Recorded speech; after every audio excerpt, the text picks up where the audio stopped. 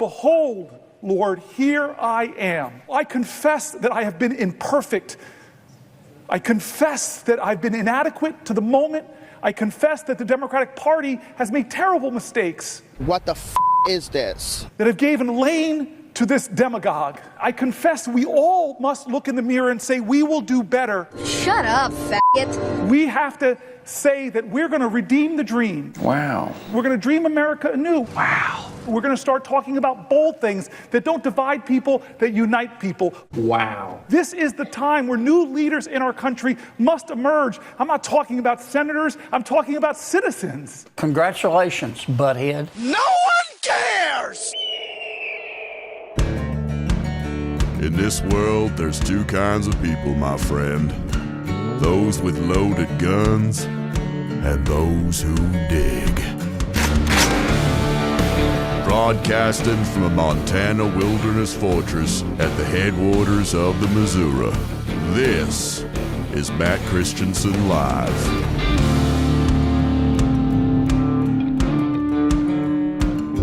Hello and welcome to the show. This is Matt Christiansen Live for Wednesday, April 2nd, 2025. Thank you for tuning in.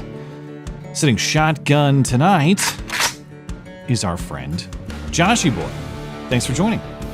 Hey, what's up, y'all? Of course, normally my friend Frank from Quite Frankly is here on the first Wednesday of each month, but today is Frank's birthday. So happy birthday to Frank. We love you. You're very special. And Frank says he'll be here next week, so we will see him then. But, sorry, go ahead. No, how old is Frank now? I don't know if I'm at liberty to say, but it's close to 1 million, my sources say. So Really? He's almost 1 million years old? Yeah. And not that I'm far behind him. I'm like 900 and, I don't know, 90,000 or something like that. Right. Did anybody get you on April Fool's Day yesterday? Did you make it through? Yes, I did make it through. I did lie to my coworker saying that I got pulled over for speeding, doing a 90 and a 40. That was your April Fool's joke? Yeah. Did he buy it? But, well, yeah, they kind of bought it, and I even asked my boss if he can go to court with me. So, but they kind of know my driving record. I drive kind of fast, right? My merging is not the smoothest, I would say. Working on it? Okay. I'm working on it. I mean, Yeah. I've had several close calls. I'm just, nobody tried to get me in person, but that's okay because I mostly hide out from society on a day-to-day basis. I don't interact with people intentionally. But I hate April. I mean, every once in a while you see a clever one. Yeah. Mostly I hate April 1st because everything is a trick post on the internet and 99% of them are not clever or interesting. They're all crap. So April 1st, most of them are. I think you would think the internet would have enhanced the possibilities and the capabilities of April Fool's Day. Instead, it has allowed the worst of April Fool's Day to proliferate, and I'm over it. So I hide out all day April 1st, and it works wonderfully. But Yeah. for discussion tonight, Trump just announced his big new tariff policies a few hours ago. There were elections for Wisconsin Supreme Court and Florida House districts yesterday. The liberal one in Wisconsin and Florida will have 2 more Republican congressmen to help Mike Johnson out. No major surprises necessarily, but some things to analyze there.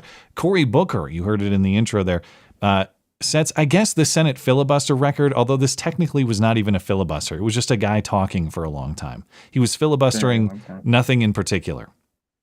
And he spoke for something like 25 hours in that classic crying Cory style that we all remember. Like during the straight? Yes. You might have logistical questions. I'll explain how he did it or how he says he did it, but I don't even believe him. No, I don't. Federal prosecutors are now seeking to execute darling of the left accused United Healthcare CEO murderer Luigi Mangione. I got a few other odds and ends before we're out of here, too. Plus, we'll take a few calls to close the show as usual. If you'd like to call the show, you can do that through the Discord server. There are help and instructions available on the server for you. And, of course, we'll catch up with Super Chat as well. Speaking of, hey, if you enjoy the show, please consider supporting the show. You can do that one time or recurring for as little as $1 a month over on my website. That's mattchristiansenmedia.com. support. Support for the show not only helps me sustain, but it helps me pay the people who make the show possible as well. There are perks available for your support. And don't forget, there are lots of new graphics available in the merch shop too, t-shirts, mugs, and more. Likewise, merch sales help not only my operation, but they support the designers who make the graphics, all of whom are listeners of this stream. MattChristiansenMedia.com/shop. You can find both of those links right there on the homepage. MattChristiansenMedia.com or mattis.gay if you can't spell my confusing name. And we got to say hello to our featured listener-owned business of the evening as well, and that's our friends at Western Razor Company. We know we're being lied to on a daily basis by our government, by corporate media, and by razor companies too. Think about it. Their ads used to appeal to your masculinity. Then they took advantage of your sensitivity with aloe strips. They kept adding blades, thinking you wouldn't notice how clogged they got. And the more they changed, the more plastic and disposable they became. The honest truth is those other razor brands are lying to your face, and our friends at Western Razor aren't going to take it anymore. That's why their safety razors are 100% metal, made in the USA, and made with integrity. The replacement blades are inexpensive too, so you get a great shave, and you save money long term because when you buy Western Razor once, it lasts forever. Listeners can get a 10% discount on any order when they use promo code MATT10 at checkout. Don't let those other razor brands lie to your face. Go to westernrazor.com. Order yours today. Western Razor, the last razor you will ever need. Find everything you need from our friends at Western Razor, plus other great offers from the rest of our friendly listener-owned businesses, including Hero Soap Company, Phoenix Ammunition, Hope Innovations, and more. MattChristiansenMedia.com/deals. Deals by listeners. For listeners. And don't forget, you can always check out my signature soaps over at Hero Soap Company as well. Timberline, that classic frosty pine experience where the forest meets the peaks. Extra menthol for a high-altitude cooling effect. Have you felt the cooling effect yet, Joshy? No, I need to order me some of that. And I'll I also send need you to some. get a razor. Send me a message. I'll send you some. All right, I'll try it out. We'll get I'm your always looking endorsement. for more natural soaps. Yeah. Old West is a blend of sweet leather and oak barrels, ready to bust open the saloon doors. 10% off these high-quality, all-natural soaps, or anything else from Hero Soap Company. Promo code MCListener. Promo code MCListener for 10% off at herosoapcompany.com. All right, let's get into some news. All right. Now, of course, the latest leftist rage has been destroying Tesla property, whether they're going to the dealerships to burn cars or paint graffiti on the dealership exterior or whatever they're doing. Yeah. Maybe they just see a guy who drives a Tesla in a grocery store parking lot, and they scratch a backward or otherwise poorly drawn swastika into his car body. Now, I will say that the Teslas here where I'm at are relatively unscathed. Okay, well, So here's your chance to draw a swastika for free and get away with it. You can brush up on your skills. alrighty. I don't know. I guess not everyone's getting away with it, though. Pam Bondi will get you if you try it. She's putting people in prison. But a guy in Pennsylvania just got busted for doing a months-long sneak attack on Trump supporters. This is Bucks County, north of Philadelphia. This guy's name is Alaric Dahlberg. He's 63 years old. 63 years old. Let me try that again. Arrested on charges of harassment, disorderly conduct, and other related offenses after he's been placing nails and screws around parked cars belonging to people he just believes to be Trump supporters. Now, in many cases, he has pretty good evidence for their Trump support, but sometimes his evidence is a little flimsy. Not that it matters, really. Even if just because someone supports Trump doesn't mean you get to place a bunch of nails and screws around their cars, presumably to puncture their tires when they drive over them. Imagine doing this at 63 years old. What are you doing with your life at that point? He told investigators that he drives around with a little cup of nails and screws in his car, like in his center console, so he can just drop them behind the tires of Trump supporters he might find. So he's done this several times at the local grocery store. He has also done this at people's homes. He goes to people's driveways of their houses. Brother. Yeah. and puts these nails and screws in their driveway. So here's the story. Police say it was here on October 31st. A woman parked in this grocery store lot. When she returned, about a dozen nails and screws were under her car. Police say store video shows a man tossing the items there, but the images were too grainy to identify him. Over the course of several months, police say similar crimes had been reported all around Lower Makefield. In February, a store worker at this McCaffrey's told police he thought the person from the video had returned to the store. Police looked at the video and matched up credit card receipts with a store loyalty card. They say they determined this man, Alaric Dahlberg, was a suspect. Dahlberg told police he shopped at the store frequently. And when he was showed images from where the crimes took place, police say he identified himself, saying he targeted people based upon political signs he saw or conversations he overheard, telling police he kept nails and screws in his cup holder, and these were crimes of opportunity. Okay, so 63 years old and doing childish things like that. And I'm surprised nobody whooped his ass at this point. well, he was sneaky about it, though. That's the thing. He did it passively. He would just find your car and sprinkle these behind the tires. It's not like he was confronting people in person, you know? I don't believe this, man. So he would sometimes he would see, Trump supporter stickers or Trump stickers on cars. He in some cases he saw Trump supporting signs or other Trump stuff in people's yards, and so these were obvious tells of Trump support, and he would make the move on that basis. Right. But in this grocery store case, this is McCaffrey's Food Market. He just heard an employee praise Trump in a conversation not involving him. So he just overheard an employee talking to someone else about how she likes Trump or she praised Trump. And then he put nails and screws behind her car in the parking lot. Now, connect A to B. How did he know which car was hers? He must have had to overhear the pro-Trump conversation and then scout out for a while or borderline stalk this woman to figure out which car is hers. He must have watched her walk from the store to her car at some point. This is a lot more involved than it seems. Like it really is. You think it'd be like an easy task? It's just like a momentary thing. Toss a few nails. Just toss it and be on your way. But no, man, this was planned down, premeditated. Stalk the girl and say, "This is her car. I know it." Yeah. So there's like this weird creeper element to it too. Although I guess if you're going to people's homes, there kind of inherently is. Yes. But Dahlberg has a court hearing scheduled for April 25th. I don't see what sort of punishment he faces, what he might be eligible for. Hopefully he takes a plane to El Salvador very soon. You suck. I hope Trump deports you. We can hope. But what would if you saw this guy doing the old nail drop, would you what would you do? You say he needs swift justice. What would be the preferred intervention? Well, if he did that in a black neighborhood, he would just be shot straight up. He brought nails to a Glock fight. Yeah.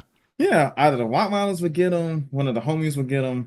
Something's going to happen to him. He's only doing this to other white people. I know it. People like him don't do this to minorities like me because they know they will get their shit kicked in. I haven't seen a list of his victims, but I'm comfortable speculating. You're probably right. Yeah, imagine trying to do that to a dude who's twice your size and is overly buff, right? And who's black and looks like he'd beat the hell out of you. Well, I do find it interesting that he picked a woman in this. He overheard a female employee at the grocery store. That's I imagine that if you're really paying attention to it, like you are actively scouting when you're walking around town, you're at the grocery store, wherever else you might be in public. If you're really paying attention for signs of Trump support, just statistically, demographically, it's got to be more men that you would pick up on than women. Every once in a while, I'll see a guy walking around with a Trump hat, or I'll see some other, overt sign of Trump support. Much less commonly on women, though, which does lend to your theory that he was not just picking Trump supporters as victims, but perceivably weak Trump supporters as victims, which is even more nefarious. Anyway, the big news of the day. Just a few hours ago, Trump gave a speech at the White House Rose Garden announcing his much-anticipated tariff policy. It's Liberation Day, Joshy. You are now free from the oppression of foreign products ripping you off. Well, man, they did that the first time, and it did not end well for my people. Well, we'll try it again. Second time's the charm. It's probably been tried more than once since then, but... Effective immediately, there are new tariffs imposed on almost all U.S. trading partners. Major changes include 35% on imports from China, 20% on the European Union, and a 10% baseline tariff on all imports from all countries that tariff our goods.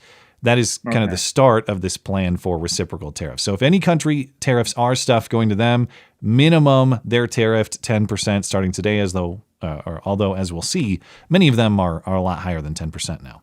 And then all of this is in addition to the recent announcement of 25% tariffs on foreign car imports and car parts, the existing tariffs on Canada and Mexico, China as well. Those tariffs were already in place, although China's going up now too, and existing tariffs on steel and aluminum that were also recently increased.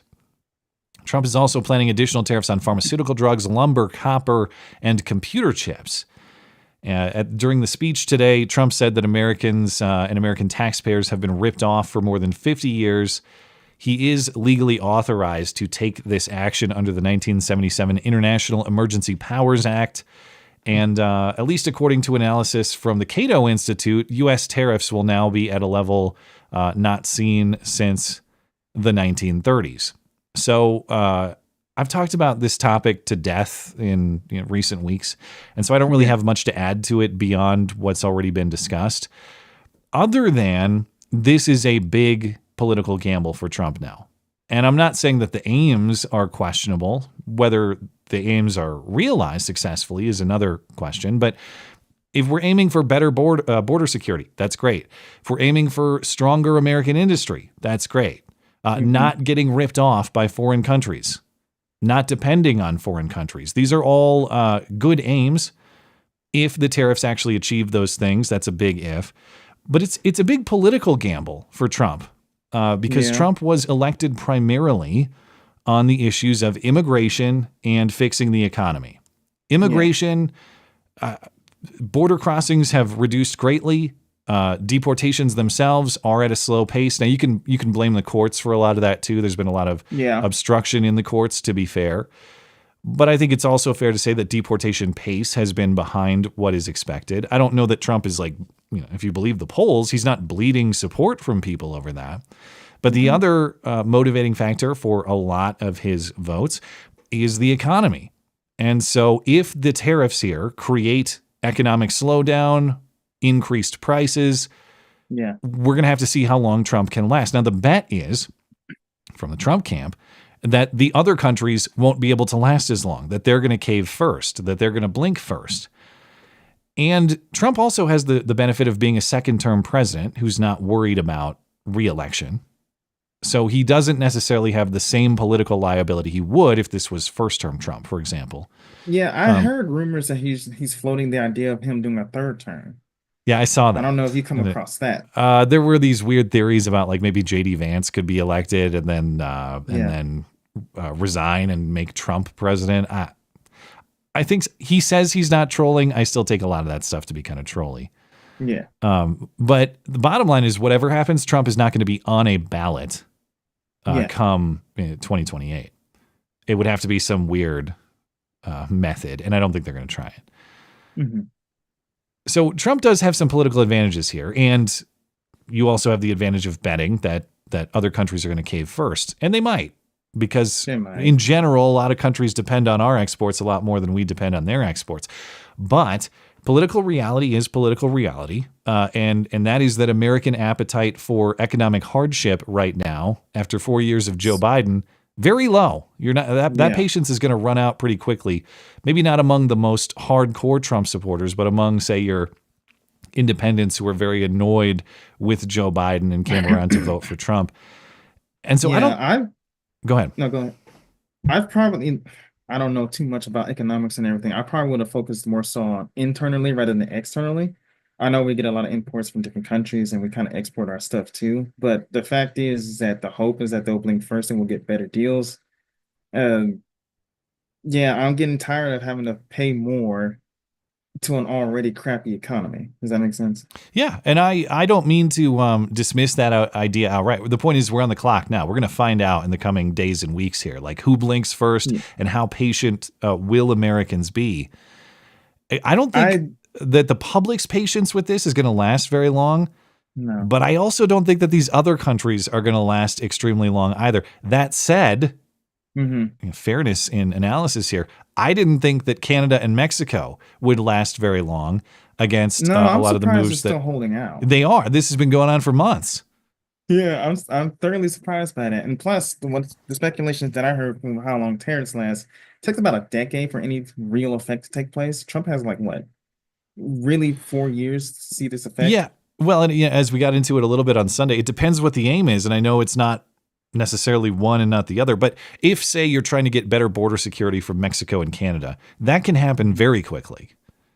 You can leverage them to make changes that could take place next week. And certainly over the course of, say, a year, they could make significant changes. If your aim is to restructure the American economy entirely, where we're going to move manufacturing plants from overseas back here, we are going to totally reshape supply lines. Again, that might be a great goal, and I'm not dismissing the idea of it. It's just, if that's what we're trying to do, there is a significant amount of short to midterm pain that would have to be endured to achieve that. I would have started with just Mexico and Canada, to kind of test the waters on this. I wouldn't just try to hit every single country. But then again, like I said before, I'm not an economics expert, so I don't really know how all that works. I think what Trump is trying to do here, the big announcement today is these reciprocal tariffs. And so I initially interpreted that to mean whatever you tariff us, we're going to tariff you. Trump explained today. That's how I looked at it. He just means if you tariff us, then we tariff you. So you'll notice there's a list of countries here, and the new tariffs that are going to go against these countries range from something like 10 to something like 50%. And it's generally proportional to whatever these foreign countries tariff our stuff. But if you look closely at these numbers, and I know they're small, but there are a lot of them where the new reciprocal tariff is only about half. Like look at Norway on the top right here is a good example, or Nicaragua above that.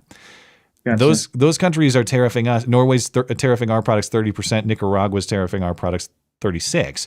We're only meeting them halfway, going 15 and 18. And what have we been getting from Norway? I don't know. I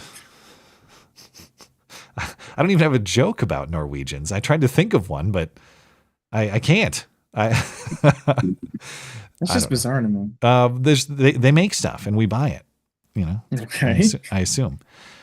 Okay. So Trump came out today and said it's not necessarily going to be like an exact match. We are going to start maybe low in some cases. And I assume that means you might ramp up the pressure on some of these countries over time, is what the plan is. But it's a lot of information to take in.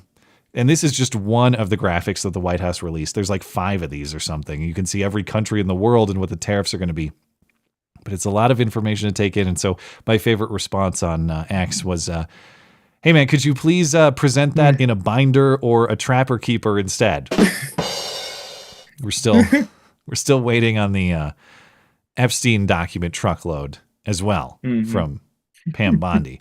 It takes a lot of binders for a truckload of documents, I assume. But that's where we stand with the tariffs. And again, I think that the next few days and the next few weeks are going to be very telling because we're now on the clock. It's not just big talk. We're actually doing this. So it'll be interesting to see how markets react. It'll be interesting to see how public opinion reacts. And it'll be interesting to see what sort of effects on prices we see immediately or in the very short term. So whether this strategy pays off or not, well, I guess we've effed around and now we shall find out. Exciting times. But I do think I don't think this is the right time to do something like that, especially since we're in a poor economic state. I know he wants to get us back on track. He's saying we're going to be richer, we're going to do this, we're going to be that, we're going to get the economy back on track. I just don't think anyone is in the mood to be like, okay, we're already in economic hardship. Now we're going to be even more economic hardship. Don't you understand? All we can afford is cheap Chinese crap, and now you're taking it away. Basically. It's kind of the idea. And yeah. But the counter is like, hey, do you want a robust American economy that isn't dependent on cheap Chinese crap, that actually has good quality jobs in the United States, that actually produces things that make us self-reliant? Or do you want to rely on all these terrible countries that cheat us out of everything X, Y, and Z? I totally get the idea. I totally get the theory. I'm just a little bit skeptical that it's going to play out exactly as planned, or that the patience necessary to achieve this in the mid to long term is present, to your point, at the moment. But hey, it's his political gamble to make, and at least in the aims of why he's doing it, I can appreciate it. I just hope it's everything he's advertising. But then again, we got truckloads of Epstein documents that were advertised as well. So we'll see. Maybe that'll keep us distracted while this whole thing is going on. Yeah. In the future, we're all going to be working a highly paid factory job, and we're just going to, on our breaks, you go into the break room and hey, there's a binder full of Epstein documents to read while I eat my PB&J for lunch or whatever. It's going to be great. Anyway, there were elections last night, one for state Supreme Court justice in Wisconsin, and a couple to fill 2 House seats in Florida. The one vacated by Matt Gaetz when he left Congress, supposedly to try to become Attorney General, although I'll never understand that move. That was always bizarre.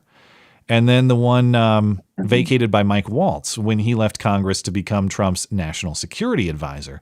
Well, in Wisconsin, voters made the mistake of electing a Susan to the Supreme Court. Now, I don't even know this woman. I gather that she is of a progressive political persuasion. Normally, I don't like to make snap judgments, but I'm telling you, you cannot elect a woman named Susan to any court anywhere. It is always a mistake. No Susan judges.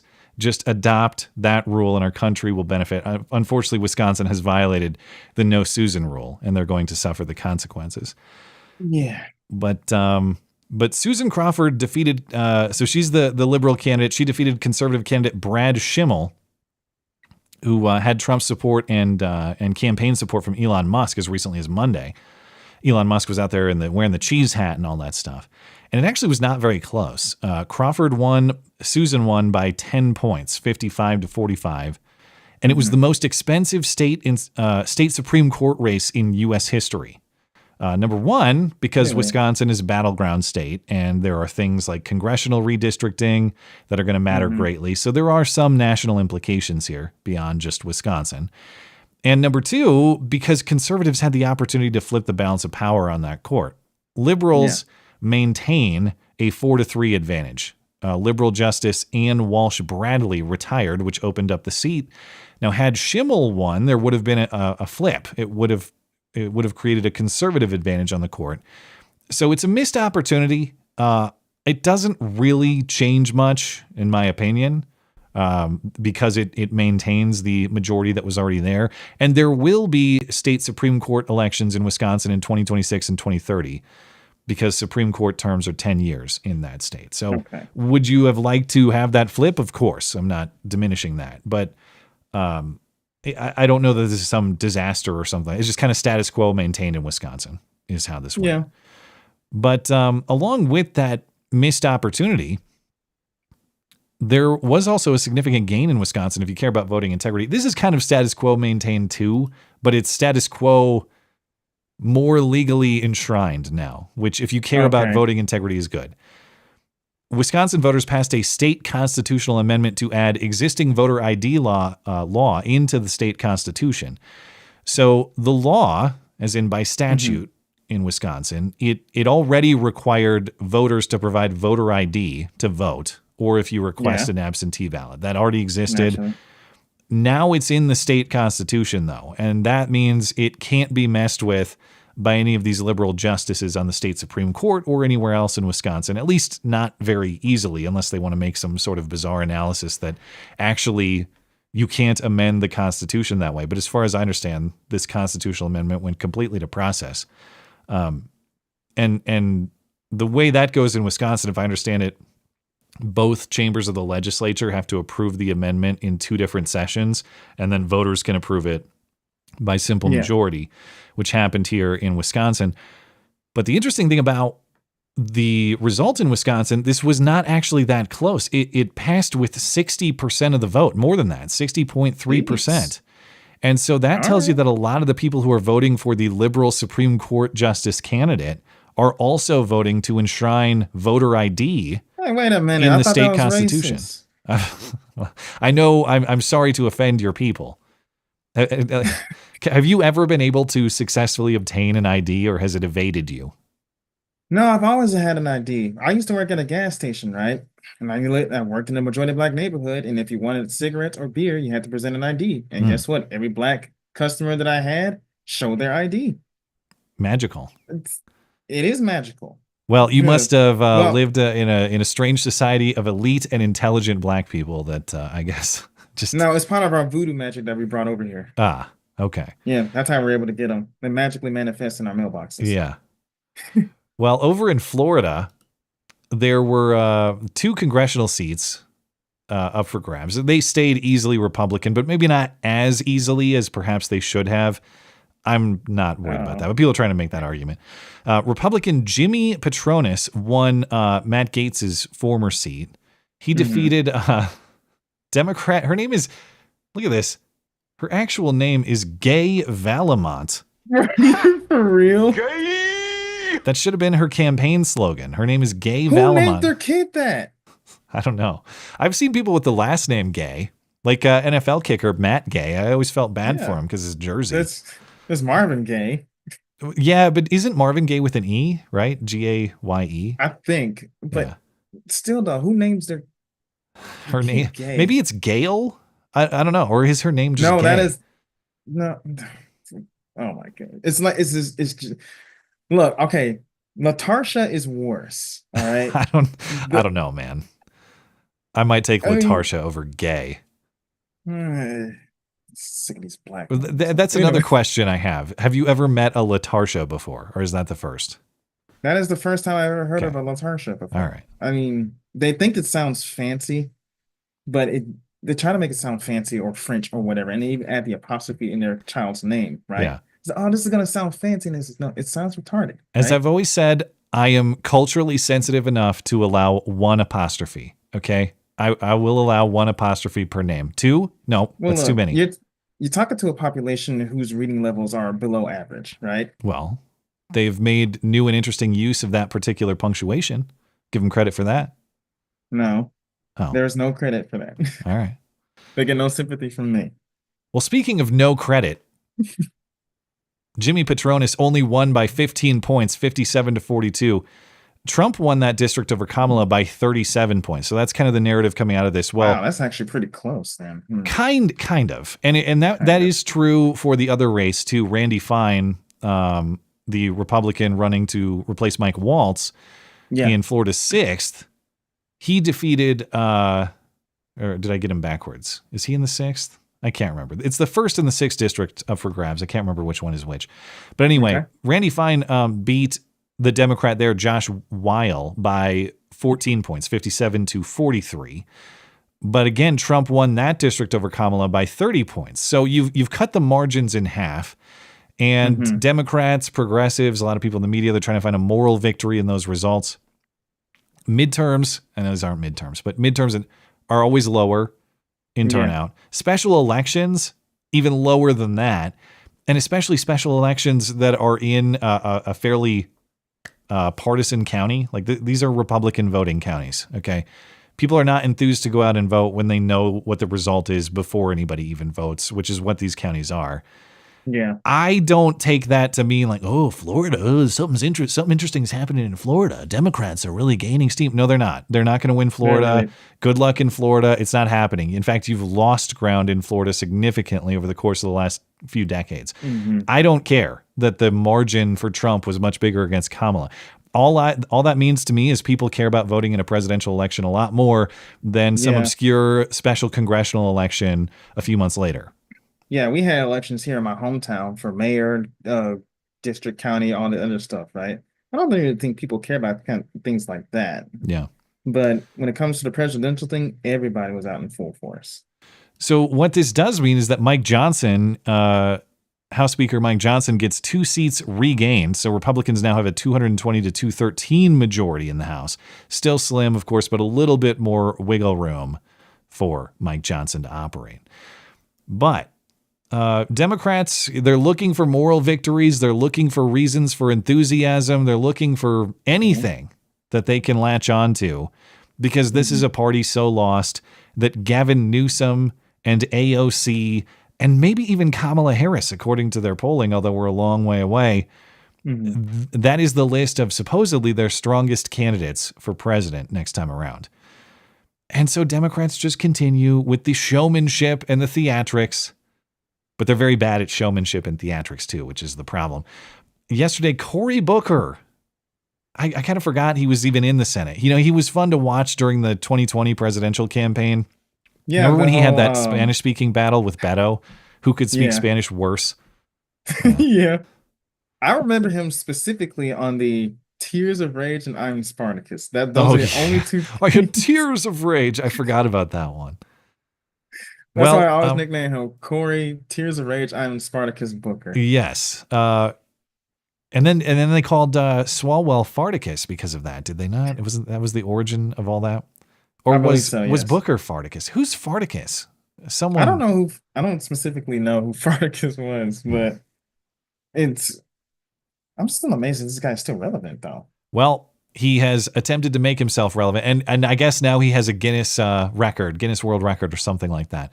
He completed the all-time record for air quotes filibustering in the United States Senate. Cory Booker did not shut the hell up for over 25 hours straight, Monday into Tuesday. He beat Strom Thurmond's old record filibustering against the Civil Rights Act in 1957. And so he's patting himself on the back. Oh, I beat that old dead racist and his record for talking the longest. Congratulations, Cory Booker. Now, what is the filibuster? Well, under Senate rules, and again, this is like a filibuster in spirit. But what is a filibuster technically? Under Senate rules, a senator can speak for as long as he wishes on any topic he chooses, unless 3/5 of the senators vote to bring that debate to a close. So this is why you often hear that 60 votes are necessary to pass things in the Senate, because that's what it takes to make people shut up. Otherwise, they can just keep talking if they want to and delaying to infinity and beyond. And Strom Thurmond did this against the Civil Rights Act in 1957 for 24 hours and change straight. Rand Paul did it in 2013 to delay a confirmation vote on CIA Director John Brennan. That turned out to be a good call, I think. Ted Cruz did it although, in the end, John Brennan did what he did. But Ted Cruz did it in 2013 in opposition to Obamacare funding. Chris Murphy did it in 2016 to try to create movement on gun control. And so now Cory Booker has done it, or something very similar, longer than anybody has ever done it, 25 hours or so, Monday into Tuesday. Now, what was Cory Booker even filibustering? Usually you think like Mr. Smith goes to Washington. No, I can't stand by that. Whatever the famous line is from that movie that I can't quote because I've never seen it because it's a movie. I've never seen it either. The idea is there's some bill up for consideration that is so morally repugnant that no decent man could ever accept it. And so he stands there and he expresses his outrage forever and ever so that nobody can vote on it. What was Cory Booker even opposing? What was he filibustering? What was he fighting against? Nothing. The Senate was not even considering a bill. He was just talking. He was just up there. He was just talking about Trump and Elon Musk and DOGE. And as this Vox coverage says, he's showing people what it means to do something when you're out of power in D.C. But that actually demonstrates the opposite. I love when Democrats and progressives say this, like, well, do something. Oh, gun control, you have to do something. Well, doing something, anything, like talking for 25 hours straight, that is of no inherent value. Doing something without any meaning or reason is just a waste of time. It accomplishes nothing. So, do you have any thoughts before we listen to a little bit of the 25-hour Cory Booker cry fest? I caught the tail end of this. I saw a clip of this as 4.5 minutes, and this was towards the end of it. Yeah. And the issue that I have with the whole filibustering thing is kind of the same issue that I have with Kamala Harris. You hear them talk, but it is amazing how you can hear something and not register anything that they're saying. It doesn't make sense. It doesn't. If a gifted politician is a person who can talk in a way that sounds coherent while actually saying nothing at all. And Cory Booker is doing that. I'll give him that. I'll give credit where credit is due, but the entire time that I was listening to that 4.5 minutes, because there's no fucking way there's an 11-hour one that I saw, and I was like, there's no way I'm listening to this thing drawn out. It's white noise, basically, is what that is. Yeah. But he was talking about, he made a quote that I'm pretty sure he was patting himself on the back with. It says, it's about power to the people and not the people in power. And I'm pretty sure he was smiling ear to ear inside as he was preaching his sermon. That was a sermon he was doing. Pretty much, yeah. Full-on sermon. Here's just a little bit. Don't worry, I'm not going to waste everyone's time, but just a little bit of this 25-hour Cory Booker cry fest. Behold, Lord, here I am. And so I confess that I have been imperfect. I confess that I've been inadequate to the moment.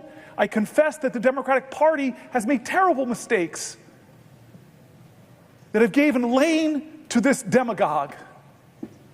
I confess we all must look in the mirror and say, we will do better. We're going to redeem the dream. We're going to dream America anew. We're going to start talking about bold things that don't divide people, that unite people. Bold things that excite the moral imagination of a country to do better, to go higher, to call us together. This is the time where new leaders in our country must emerge. I'm not talking about senators. I'm talking about citizens. They not voted for Joe Biden. They do not realize the irony that they've played, right? I mean, think about it. He says, we want to unite the people. It says, you spent the last 4 years dividing everybody, especially during COVID, right? And they're saying, oh, power to the people. Well, the people voted in the last election and Trump was the result because of you guys. Yeah.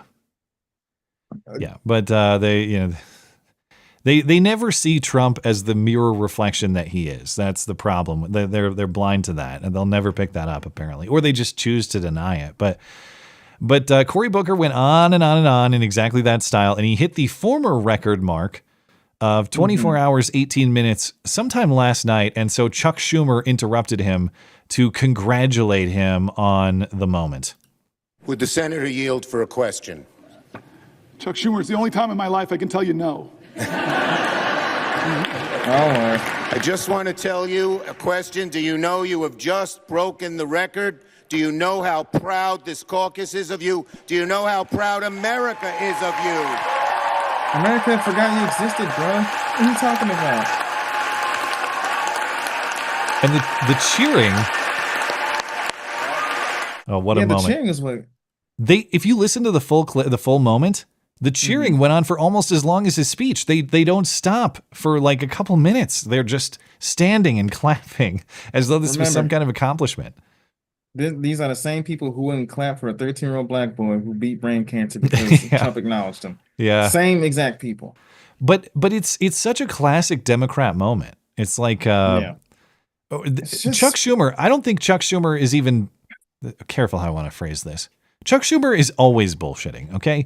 But I don't think he's actually bullshitting as much as usual there. I think he believes that Americans are proud of Cory Booker for this.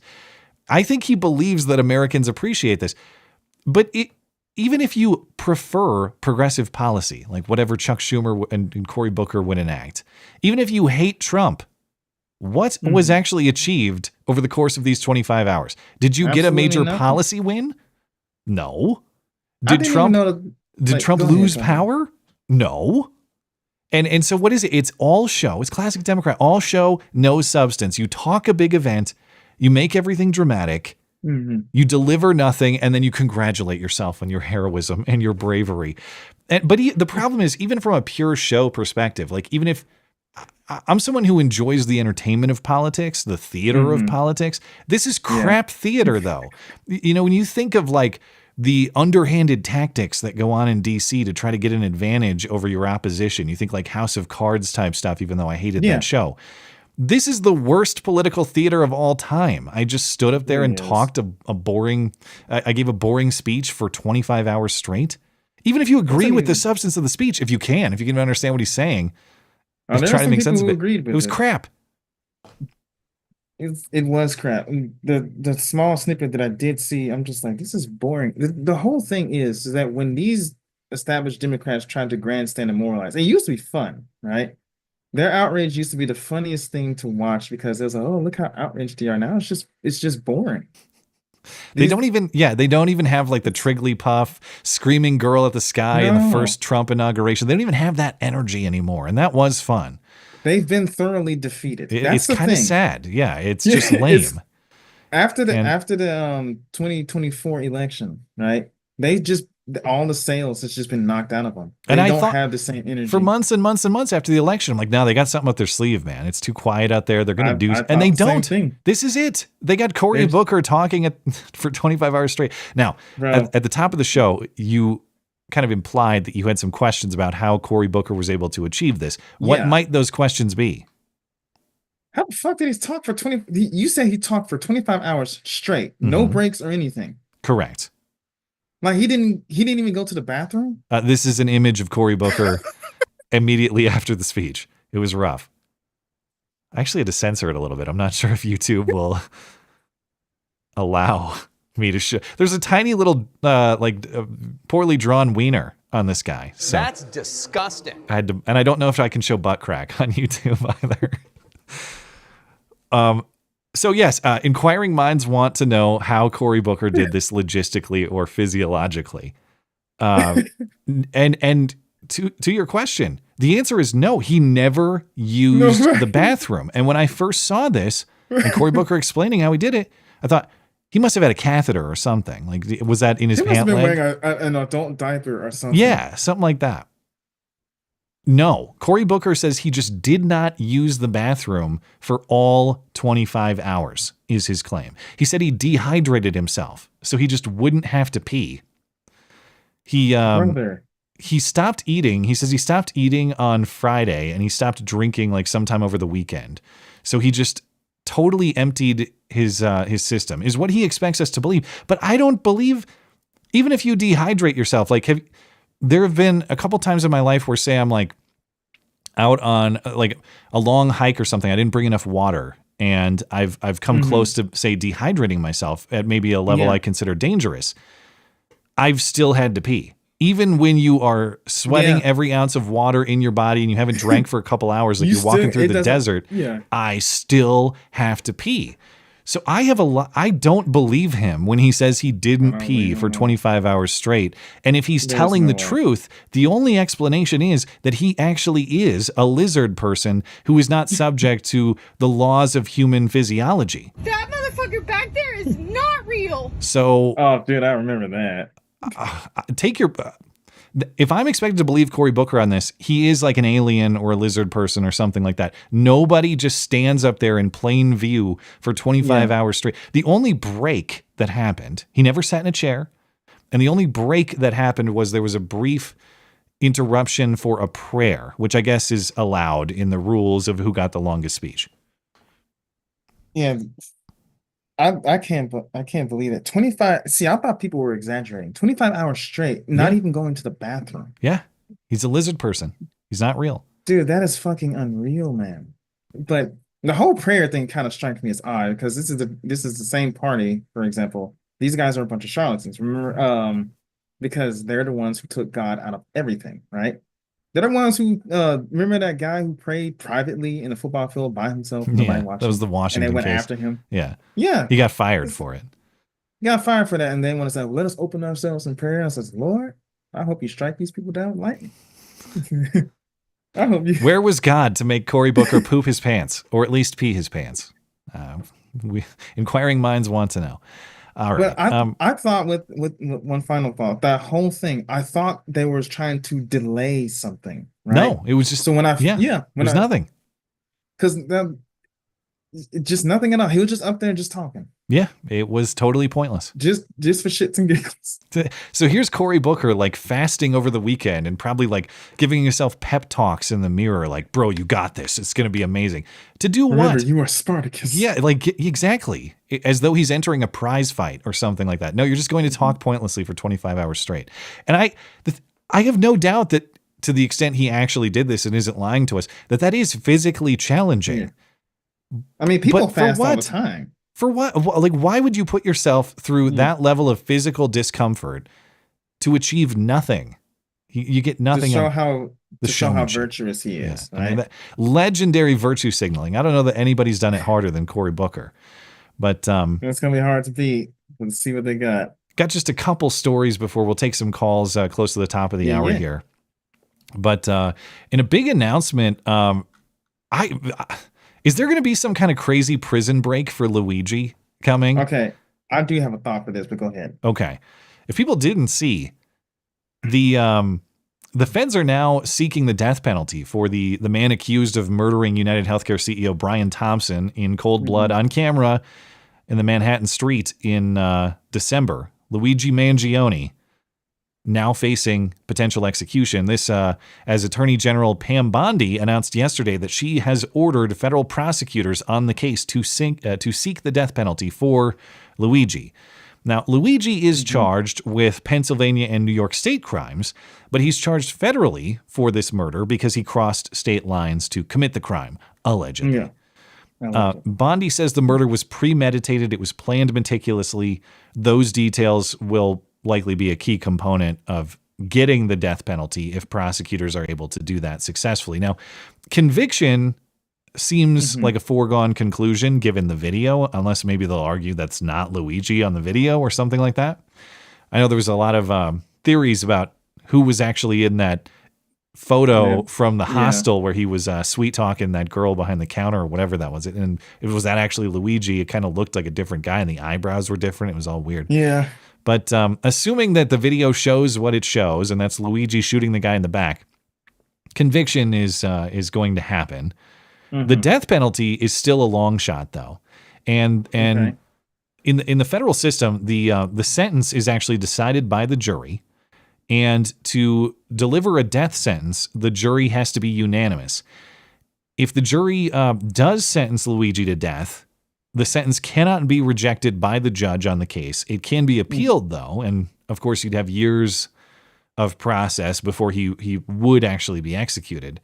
If there's a hung jury on the sentence, as in he's convicted in this murder, but the jury can't reach a unanimous decision on whether to bring the death penalty, then a life sentence would be issued to him.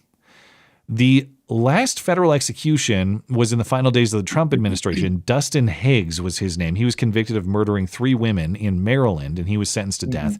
He was executed by lethal injection January 16th, 2021.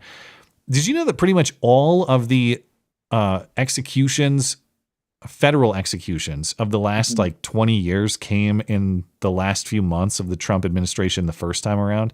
It was 13 death row inmates were executed toward the end of Trump's presidency last time. It was like a big wave of them. And there were only 2 others dating back to 2000 or something like that. No, I didn't know that. So Trump was just, giving out lethal injections before it was cool, before Pfizer was out, But as it should. I mean, why are you waiting multiple years just to execute somebody? Right? I mean, there's got to be appeals processes. There's got to be. Well, I don't know. Back in the good old days, if you were scheduled for executed, you were executed a few days later via beheading. You're going. I thought you were going to the Old West gallows. You're talking. No. Yeah, dude. If you learned about some of the execution styles that did in the medieval times, and if we applied them here, I guarantee you, crime would drop dramatically. Yeah, it's an interesting aspect of legal philosophy. What is the point of a sentence? Obviously, bringing justice to the offender. But do you want that added effect, or is there an added effect of deterrence for future criminals? As in someone who might be thinking about committing a similar crime in the future, do you want them to have that thought in their head of, well, if I do, I'm going to get swiftly executed in the way that guy was? In some cases, I wouldn't even do it swiftly. Some of these take a while. Well, these executions, as far as I understand, these guys are on federal death row for decades. Yeah. Decades, might as well just be in there for life.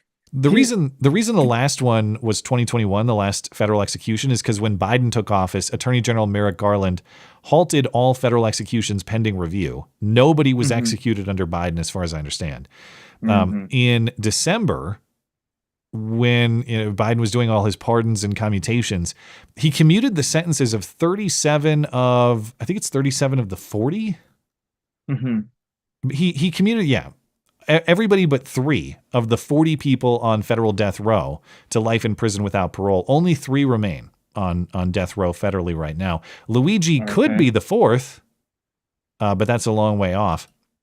If you're curious about who's still on federal death row, those 3 are Dylan Roof, the black church shooter, the Boston Marathon bomber Dzhokhar Tsarnaev. Yeah, Dzhokhar. I remember that Tsarnaev, guy. That's 2013 Boston Marathon bombing. and Robert Bowers, the Pittsburgh synagogue shooter. Those are the people on federal death row right now. So we'll see where this goes with Luigi. And dude, if he's convicted and he faces the death penalty, I'm telling you, there's going to be like some weird, I don't know. I think there's going to be some sort of crazy activist attempt to save Luigi in some way. That's my official prediction. That's one. The reason why I don't think they should execute the guy, because let's say that the prison break doesn't happen. He's going to get turned into a martyr. This guy is a celebrity. Yeah, he already is. Right? Yeah. They praise this man. You got girls fawning over him. If they execute him, he's basically a martyr. He will become an even bigger legend than he already is. Yeah. Yeah. He'll be the next George Floyd, right? That's interesting. He'll be right up there. What I find interesting about your execution philosophy is, this is kind of what I was getting at earlier. It's like you're thinking more about secondary effects. I'm not saying that's wrong, but you're not thinking about, say, bringing justice to Luigi. Like, what is a just outcome for Luigi? You're thinking, how does executing Luigi affect other people? Maybe would-be criminals, maybe Luigi fan accounts. But it's an interesting way to think about your philosophy of justice. It's like externalities factor into how you would sentence him, or what you think is a wise sentence. Now, on a normal circumstances, I would have him swiftly executed and everything like that. And even if you did want to execute him, you don't make it public. You just do it privately and quietly, right? However, because he has such a mass following on the left wing, and because people are praising him and people are plotting to do the same thing, if you execute somebody like that, it's going to make a martyr out of him. And that might encourage more people that might actually be an encouragement for more people to do the same thing, because they're Luigi's disciples will emerge and shoot more people in their backs. Yeah. So I would just quietly put him in jail and just throw away the key. Make him irrelevant, basically. Well, then he'll just be answering letters from women all day long. He'll have arthritis in his hand by the time he's 40 years old. I'm perfectly fine with that, instead of making him a martyr. That's my only issue with this whole execution thing. You can't really execute somebody you could, but you can't really execute somebody like that without thinking further down the line. That's going to make him a martyr. That's going to try to inspire more things to happen like that. Don't worry about it, because we'll both be dead long before Luigi. We're going to die at 80 years old, and Luigi still will not have been executed, because that's how old is he anyway? Luigi's like in his 20s, isn't he? He's not. He's a young man. I don't think he's 30. Yeah. I forget his exact age, but I'll be long anyway, before he is. In a last couple pieces of news here, we'll get to your calls. In a supposed scoop this morning, reporter Rachel Bade at Politico said that Trump is telling his inner circle that Elon Musk is leaving DOGE soon, as in the coming weeks. According to the report in Politico, there's not any tension between Trump and Elon Musk. It's not like Trump is trying to dismiss Elon Musk from this role. It's just an agreement that it will soon be time for Elon to return to his businesses. So they're planning for that. Yeah. Now, how this is a scoop, as in previously publicly unknown information that has now been revealed for the first time, it's really not. You are fake news. Very fake news. Because Trump and Elon Musk have said previously that this is like a 130-day project. I know Trump has said that. That DOGE, or Elon Musk's role in DOGE, is a short-term thing. It was supposed to last approximately through May, something like that. So we're kind of on that timeline right now. That's why Press Secretary Caroline Leavitt was tweeting that this scoop is garbage. Not necessarily that it's false, if I understand her correctly, that the timeline is false, just that the idea that this is some new revelation of information is not, it's not. Elon Musk and Trump, according to Caroline Leavitt, have both publicly stated that Elon will depart from public service as a special government employee when the work at DOGE is complete. So I would assume that we're going to see Elon's role at DOGE fade out in the coming weeks and months. But the reason I bring this story up is not really for its own sake, because we knew that's how the timeline was going to go. We knew that was the trajectory. I bring it up just because it seems awfully coincidental how many things started to face financial trouble once the DOGE scrutiny started. Case in point, David Hogg's March for Our Lives gun control activist group. Jesus, that dude. His hair can't even be situated right. Hey, this is a good look for him. You can't even see his arms. So I think that that's a great photo of David Hogg. But March for Our Lives, David Hogg's gun control activist group, they announced they are laying off 13 of their 16 full-time employees. Good. Another failed project. March for Our Lives has also named a new executive director, Jacqueline Corin, a 24-year-old Parkland survivor and group co-founder. Now, whenever people say Parkland survivor, and don't get me wrong, terrible event, lots of people died, awful. I'm not diminishing the experiences of the people who were there. I just know that when David Hogg uses the word Parkland survivor, it's... and he wasn't actually there. He was kind of there. He was riding his bike around looking for interviews. When you say Parkland survivor like David Hogg, I have to ask some questions. So I don't know what this girl's story is. Maybe she, for all I know, she saw horrible things and it was a very traumatic experience. All right. I'm just saying I have questions when it's compared to David Hogg. That's all. But what's the explanation for the struggles over at March for Our Lives? Well, this new director says, quote, "We are facing financial challenges as an organization, not unlike many nonprofit advocacy organizations in this time. I am sure things would look differently with a different outcome of the election. But these are the systems and circumstances in which we have to make adjustments based on the financial situation we find ourselves in. It is incredibly unfortunate that these cuts have to happen." Okay. So it's Trump's fault? Whatever she means, it's kind of ambiguous, but whatever she means when she says, if we had a different election result, things would be different.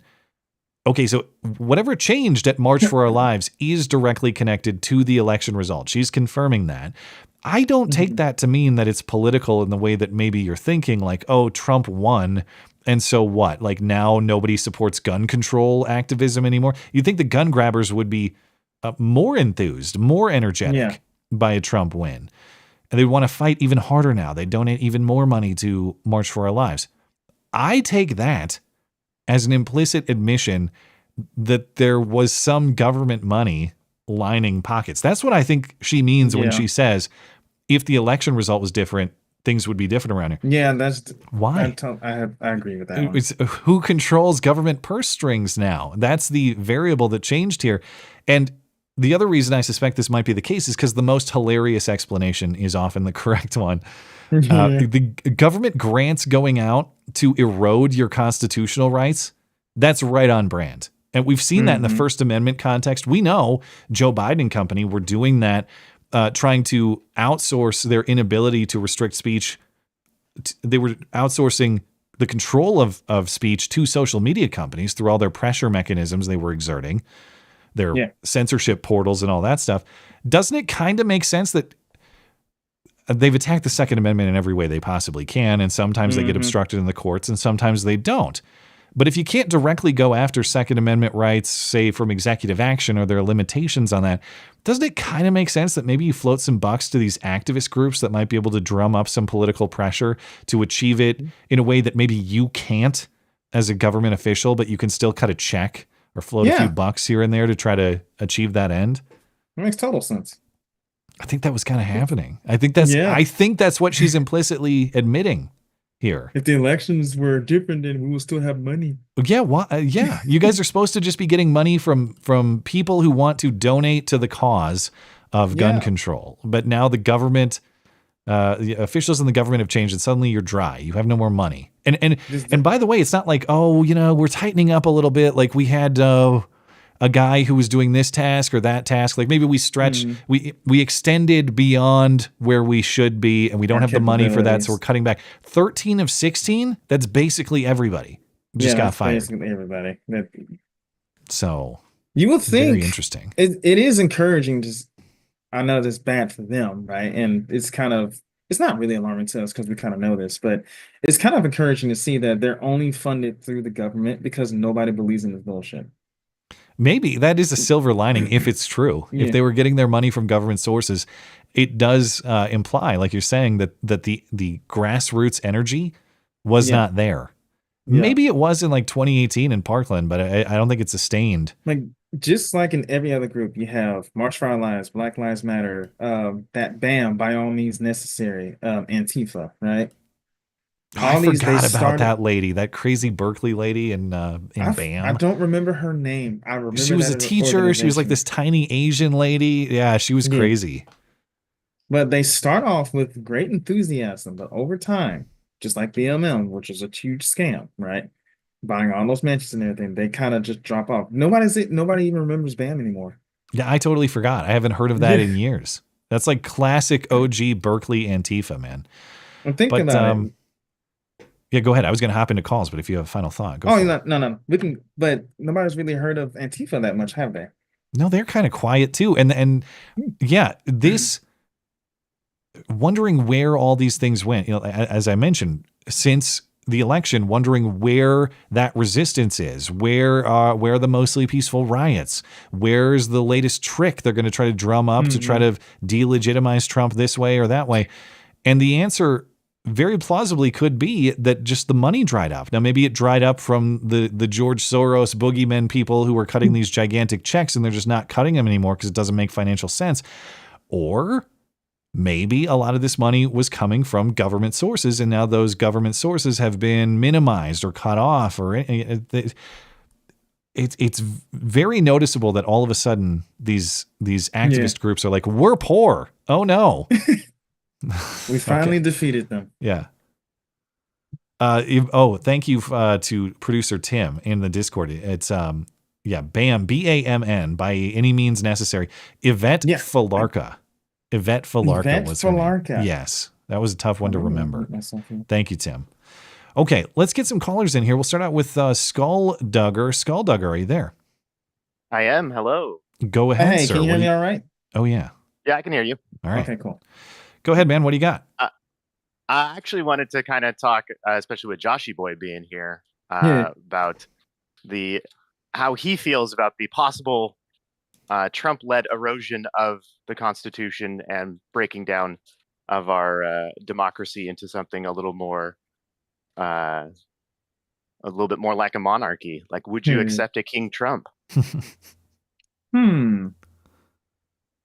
Yes. Any limitations? Baron Trump would be the heir to the throne. All right. Has to be. It's a pathway to Baron. Okay. I mean, naturally, if you're doing a hierarchical monarchy, then Baron Trump needs to be groomed to be the next leader, not JD Vance or whoever he's got. It has to be Baron because he's the son. Well, wouldn't it go to Trump Jr. first? Yeah, it would go to Trump Jr. if Trump were to die. God damn, I forgot about that dude. And Eric. And then you forgot about Eric too. And Eric Trump. Jesus, how many boys does he have? It's just the three, right? Don Jr., Eric, and Barron. Although Don Jr. and Eric have a different mom, correct? Yes. Yeah. That would kind of make them illegitimate. Which one is the Joffrey in this situation? I would think Trump Jr. would be the Joffrey. Okay. But I would support. I was gonna say Eric definitely seems like a Tommen to me. I would support a Trump monarchy because they're already talking about the Trump dynasty and everything. We already got the speech in our language. Why not? Plus, with that whole worry that I have for the whole, it will address two different worries that I have. One, the 4-year presidency. That's not enough time to fix the fundamental problems, right? Yes, he's focused on the economics right now, but there's also the spiritual aspect. Two, it'll address the tariff thing because since Trump will be in office indefinitely until he dies, right? This will allow him to have more room. He wouldn't have to be in a rush. Does that make sense? Yeah. Skulldugger, you want what are your own thoughts on it in closing? I don't know your opinions on monarchy, so. Not a huge fan of monarchies. Okay. Get out of here. On the simple basis that they don't have a good track record or methodology for protecting private property. And I think private property is the basis of civilization. So I'm with you there. All right. Hard disagree. Yeah, Joshy says you have to get out of here. So guillotine. Right. He's taking control of the show, I guess. All right. All right. We'll catch you next time. Boy. Yes.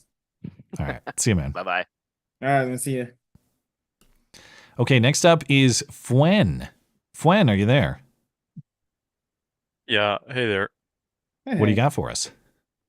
Not much, but I will say, pretty consistently, one of the best parts of this stream has been when you're sharing news articles and you've got these ads on the side for just outlandish other articles. So during the David Hogg story, it was like Hitler escaped to Argentina. Yeah, those are always great to check out. It's a Gateway Pundit. I think that's those. Elijah Schaefer over at Gateway Pundit. Go check it out. I'm glad you noticed those, man. I thought I was the only one who noticed those. There's Hitler in Flames.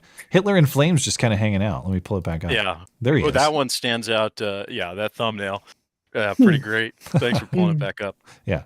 Yeah, I don't have too much time, and I don't really have too much other than just, I've been thinking about what Americans' patience are going to be with the tariffs, and I mean, Josh was just bringing up making the time frame run a bit longer through the rest of Trump's life. But yeah, I don't know. I'm interested in how it'll play out, and I gotta say, even if I'm not opposed to some kind of restructuring of government that would have like longer terms for executives, I don't think Trump would be the one to start it with, even though he's pretty uniquely historical figure. It's just like old, and people's reaction will be, just like we their told gut you so. level, like, they're gonna freak out. Yeah. Yeah, I see that. I see your point on that one. It had to be somebody. I was gonna nominate Vivek, but Okay, you don't pull that Josh shit. is here to tell us that we should have Vivek Ramaswamy as the damn American president or No. king. I mean, come on now.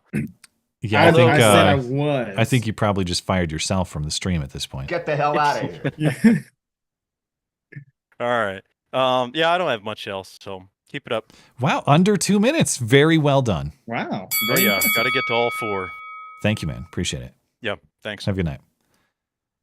Okay. Yeah, that's one possibility. That is going to be ammunition for the opposition if Trump does take power like that.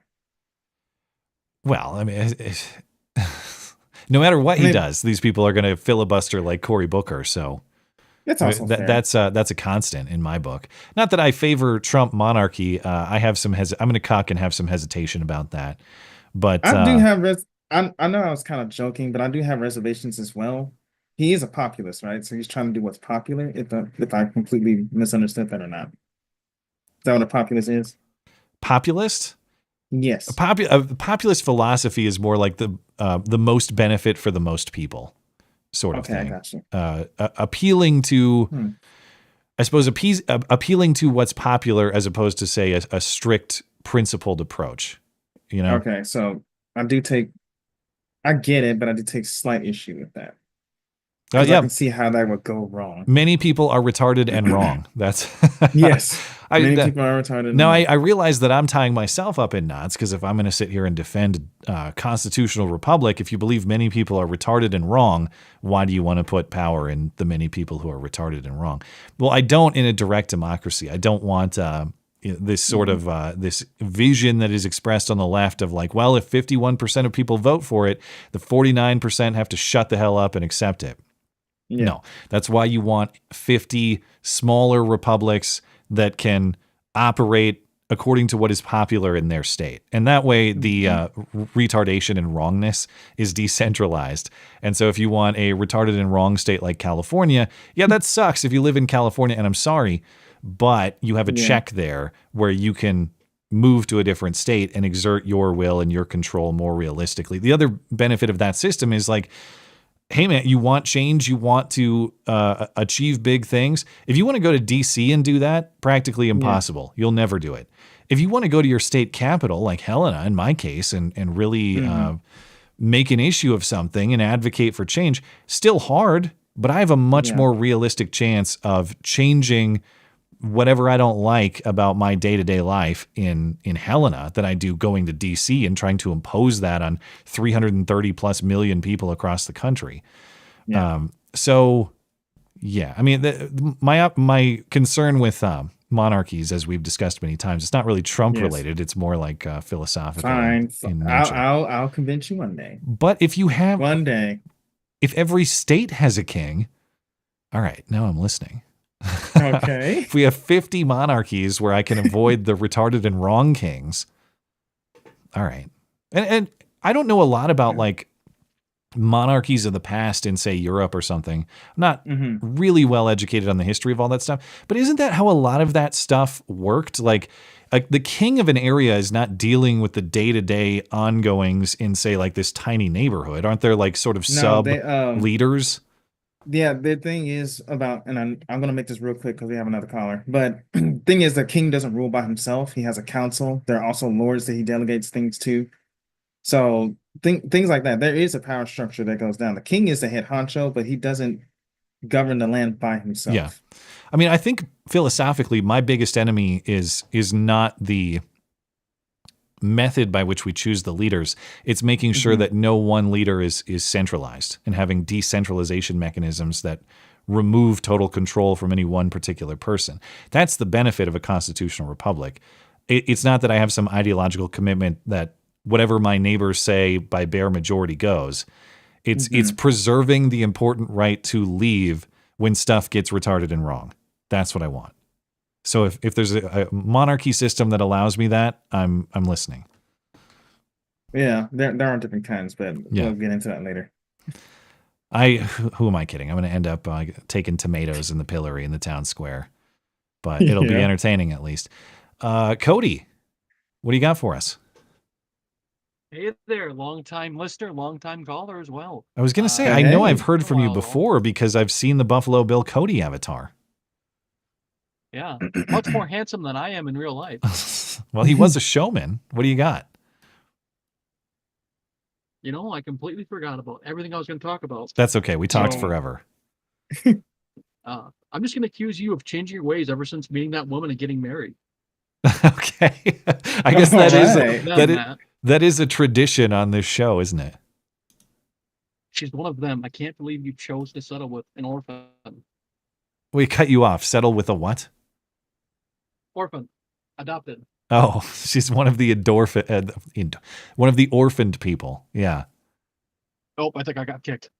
Well, it's like a no. You're still here. It's just your connection's a little what the hell? Spotty. My computer's dying. Oh. Oh no. Okay. No, my headphones were dying. That's what it was. Something. I don't know. Something's happening. Maybe I'll leave. I forgot to start the timer on you. I'm looking at my own control. All right.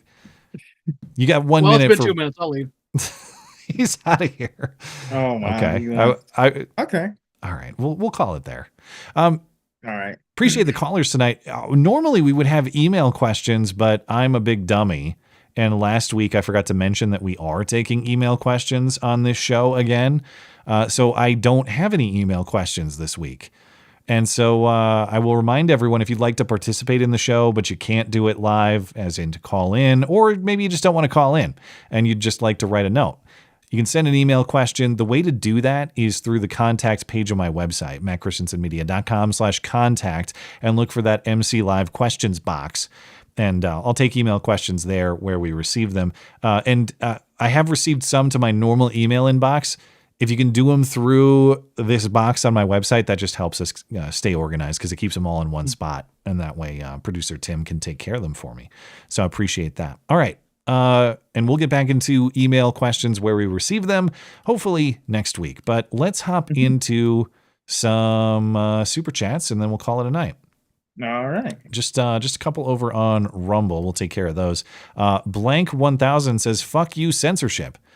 I assume that's a pro Rumble post. I don't know. Or maybe, I don't know. I don't think I did any censoring. Not that he's accusing me of it, but I agree. No, there are some super chats I was unable to send because of YouTube censorship. I know that Raju Muhan is pretty restrictive. And so if you're having trouble getting a super chat through for those reasons, head on over to Rumble or elsewhere. Tippy Stream. Tippy Stream lets you hard R, man. I've seen it before. Not that I'm encouraging that. I'm just saying they don't intervene. Thank you, Blank. Appreciate it. Dangerous Space is our friendly call screener. One of my majors in journalism was film studies. We watched Mr. Smith Goes to Washington. What's amazing is a 1939 movie is still just as accurate regarding government criticism as when it was made. Yeah, I haven't seen that one. The only it's Jimmy Stewart, right? I have no idea. I'm not really much of a movie watcher. Well, so I'm kind of in the same boat you are. Now we can do the Predator meme. Speaking of knowing movie references, we can be arm in arm on not watching movies. That's Predator, right? Yeah, that's Predator. Arnold Schwarzenegger and the Apollo Creed guy who just died. What was his name? Yeah, that's Predator. Yeah, that's the one. Yeah, Jimmy. The only one I think we watched was Flight of the Phoenix, and I hated Flight of the Phoenix. Couldn't stand it. But Dangerous Spaces also says, we Aussies get made fun of for our voices going high at the end of every sentence. They do have that inflection where it sounds like they're asking a question. Yeah, it makes us sound like we're always asking a question. In comparison, Cody or Cory, not our caller Cody. I never noticed Filibuster Cory has a high voice that makes us sound damn near normal. He I don't know. Yeah, Cory Booker does have like a higher frequency in his voice. Yeah. I don't know if he's trying to be whiny or if that's just the way that his voice is. I don't know what it's about. He's trying to be spirited, and he took his acting classes from Justin Trudeau, because remember, he was a drama teacher, right? Cory Booker was? No. Justin Trudeau. Oh, Justin was a drama Trudeau. teacher. Yeah. Yeah. So he's trying. Cory is trying to ham it up to make it seem like he's more grandiose than he actually is. Yeah. And you can actually tell when somebody is trying, because it doesn't sound natural. It doesn't sound. It probably is an act. Yeah. I mean, this whole thing, he planned it for days. So. Yeah. Dangerous Spaces also says, not going to let you throw yourself under the bus, Matt. I have a few emails come through, but I completely forgot to send them. Okay. So, all right. Well. It's all his fault. Then it's all Tim's fault. You suck. Fuck you. And you're fired. I completely forgot to send them. I'll have them ready to go for next week. Apologies to the emailers. Okay, so if you sent an email question, we'll get to that next week and beyond. Sorry about that. Omelet Overlord can't argue against the idea that we are under a matriarchy. Otherwise, we wouldn't care about the maternal instinct to care for retards and fagots that leftists cry about and try to protect. Okay, so if I understand the theme of the chat here from Omelet Overlord, it's that we have like feminine inclinations ruling. Is that what he's saying? Yeah, and I completely agree. Think about most of the issues that we're currently having, right? Most of these issues are voted on by females. Oh, we need to accept the immigrants because look what they're fleeing from. The vast majority of people who voted for that are indeed women, right? We need even in terms of the church, right? Especially Protestant churches, which is why I'm trying to find an Orthodox church. I listen to a lot of Andrew Wilson. He's the one who's convinced me that Orthodoxy is the way. And what he points out is that even in Protestant churches, it's more of a feminized Christianity. Because I was watching him on Piers Morgan that they did that they was talking about some show called Adolescence that's on Netflix. And what he points out is that most of our society is indeed now kind of feminine. So I would agree that the opinions are feminine in nature, like the perspectives that you're describing are the policy preferences. Mm-hmm. The one thing I want to, I don't know, maybe I'm maternal in my instinct here. When he says to care for retards and fagots, what does that mean though? Because even retards and fagots have God-given rights. And is it maternal to protect those rights? You got to think about it. I guess, is it the man? All right. Like, how manly are we going to get here? Just like all my enemies will be vanquished? Because there are major downsides to that too. Not that I hear you, but I'm at a point where no, we shouldn't care for people like that anymore, right? Okay, Black Hitler, go on. Look, whatever man, happened to that guy? Did he go to jail or something? I don't know. Yeah, what the hell was his name? You know, my friend Matt Palumbo debated him on, I think Gavin. Wait, I remember who you're talking about. Gavin McInnes's show. Black Hitler. What the hell was his name? It was like Gazi something. Face. Yeah. Somebody in the chat probably know. Yeah, look him up. Google Black Hitler, and you'll see. Anyway, thank you, Omelet Overlord. And I'll certainly take your point that there are a lot of feminine inclinations in power currently that are probably misplaced, and we're going to need a resolution on that. Okay, Long Dong John. Kodzo, I think. Yeah, Gazi Kodzo, Kodzo. Is that what it is? I think that's what I'm seeing, or I don't know if that's right. He got in trouble. They found a body in his house or something like that. There was a serious crime that he was associated with. I don't know if he committed it or what, but anyway, has Tim updated me. Ghazi Kodzo. But what did Ghazi Kodzo do? Was it there was some kind of like they found a body in his apartment or something? Long Don John, thanks Trump for tariffing Australian beef for me. We've had flooding in large livestock farms, wiping out 100,000 head of cattle so far. We're going to need the extra beef. Hey, yeah, I mean, I know the weather down there on that. I say that like I know about a specific area. On that entire continent that's as big as the United States, I heard there was bad weather in like one part where Tim lives. But of course, Godspeed to you Aussies, and thank you for your support for the show. Daniel Jagger, whose name I will forever mispronounce. It's Jagger. Like Mick. What? Yeah, it's Mick. Like Mick Jagger. Because I always thought it was Jagger like Jägermeister. It's not. Spell it real quick. Jagger. He's clarified this for us before. Oh. Treasury Secretary Scott Bessent's economic plan includes 3% growth, 3% inflation, and 3 million barrels of oil per day. MSNBC will now start praising Ayn Rand after 5 years of gay race communism once tariffs start. They probably will. They'll all of a sudden become like a libertarian philosophy channel for sure. We'll see. Long Don John also says, also we need a Trump down here who actually wants to put his country first. We've got an election coming up in T-minus a month, and each major party candidate is trying to out-socialist the other. I've never been less enthusiastic in my life. Well, as I said, Godspeed down under, sir. I have no idea. Australian politics I've tried to understand a few times, but I don't know. I just got a kick out of when they put all those Aboriginal people in the COVID camps. Real quickly, and this is going to sound real racist of me. Oh, right? no. I'm going to be real careful so Raja Mahar won't nail us. Have you ever noticed that, I don't know, have just about every Aboriginal person that I've seen is just horrendously ugly? Jeez. Well, I don't know. I'm going to stop there because it was going to get worse. But I guess I have, to your point, I haven't seen a hot Aboriginal chick. I have not looked. I don't think they exist, dude. All right. There's a reason why nobody has breeded with them. Well, somebody is, to the extent they've survived this with far. each other, probably. Yeah. All right. Well, find Joshy boy a nice Aboriginal girl to build his kingdom with. He will be. She better be hot, and she better have these nice sick ass tattoos. All right. Oh, I thought you were going to say nice Nat Geos, sagging down to her knees. Do Aboriginals? Do they tattoo? Is that a thing they do? They used to back in the old days. I also, the buddy of mine sent me an article saying that they weren't actually the first people in Australia, and they're trying to cover that up. Well, where'd they come from? Like one of the other islands or something? I don't know, but I do tend to believe that the Aboriginals weren't the first in Australia. Like, if you think about it, over the thousands of years that humanity has existed on Earth, people come and go, people migrate, people get wiped out, people die out, other people replace them.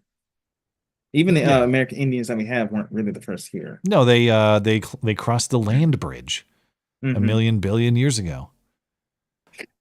Adriano Celentano. Spartacus is but a walking shadow, a poor player that struts and frets his hour upon the stage and then is heard no more. It is a tale told by an idiot, full of sound and fury, signifying nothing. That is amazingly poetic. Wow. That is. You probably could out filibuster Cory Booker.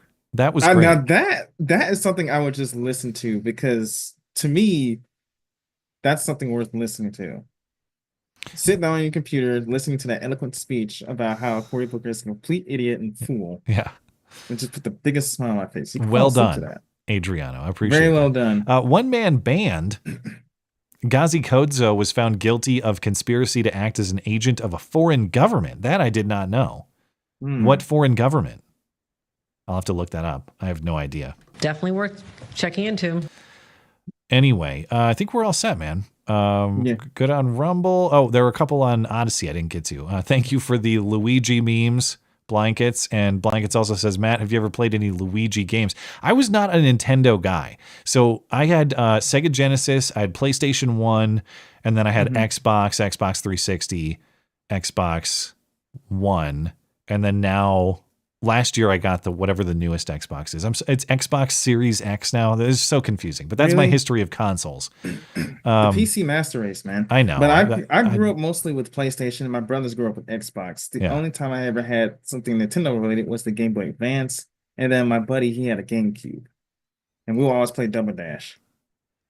Yeah, I had friends with Nintendo 64 though, so there were a lot of great games that I played on 64, like Perfect Dark. Played more Perfect Dark than GoldenEye, but that was kind of like the first person shooter I ever played. And Super Smash Brothers, one of my friends was really into, although I didn't love that game. Mario Kart, of course. Yeah. And what am I forgetting? Smash Brothers I never was good at. Mario Party. Mario Party was a great game. Yeah, I love those old school party games where you used to go over to your friend's house and everyone would sit on the couch. Maybe you're too young for that. I don't know. Do you ever I used to play those games couch co-op, or not necessarily co-op, but like 4-player Mario Party type game? Yeah, that stuff was awesome. It was. I do kind of miss those days. Yeah, long gone. Although I'm sure you can still play that stuff online. But the thing is, it's just different because when your friend is next to you and he's able to hit you physically with the controller for the bullshit move that you just pulled, or when you're screen peeking in Halo. Yeah. Screen peekers, my brother, I have 2 brothers, and they'll always get mad at me because sometimes I would screen peek, but I'll always run, and then this is Combat Evolved, and I'll always run them over with the ghost because I just could not kill them whatsoever anywhere else. You son of a bitch. You were that guy. Hey, it's in the game. Don't hate me. If you were at my sleepover when I was, 14 years old, 13 years old, I would have smashed your kneecap with the controller, and it would have been extra hard because I would have been fueled with Mountain Dew and Little Caesars for energy. Anyway. All right. I think we're all set, man. Anything else before we get out of here you want to say? Well, not really. I mean, I was gonna go on my epic rant about the Aboriginals, but no, you've said quite enough about the Aboriginals. All right, well, we will call it there. Appreciate everybody hanging out tonight. Thank you to our live chatters and super chatters for making the live show a success. If you're listening on demand later, thank you kindly as well for supporting the show. Thank you to Joshy Boy for sitting in tonight. Thanks to producer Tim for his assistance. Thanks to our callers as well. If you'd like more to listen to, mattchristiansenmedia.com is where you find it. Everything show related, mattchristiansenmedia.com. I'll be back on Sunday night. Hope to see you then. Have a great night. Have a great night. Good night, everyone.